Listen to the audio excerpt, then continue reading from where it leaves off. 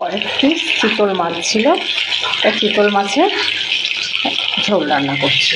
মাছটা ভালোভাবে ভেজে নেব, তারপরে আমি কিভাবে রান্না করব, কি মশলা দেব সব শেয়ার করব। মাছটা ভাজা হয়ে গেছে, এটাকে আমি তুলে নিলাম।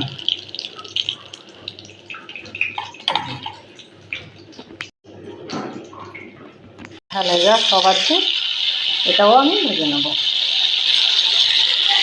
মাছটা ভাজা হয়ে গেলে ওই কড়াইয়ের মধ্যেই তেলে আমি মশলাগুলো সব দিয়ে দিলাম।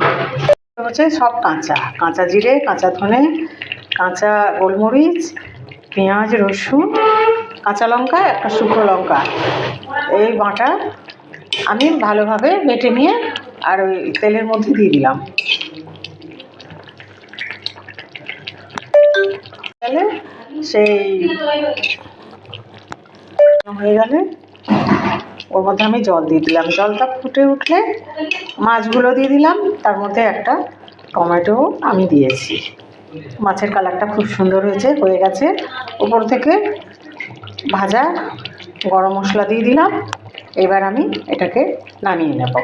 এই আমার চিতল মাছ রান্না হয়ে গেল। বন্ধুরা, আমি যতটুকু পারলাম আমার সাধ্যের মধ্যে আমি আপনাদের সাথে শেয়ার করলাম। পছন্দ হলে লাইক, কমেন্ট, শেয়ার, সাবস্ক্রাইব করে শাহী কিচেনের পাশে থাকবেন।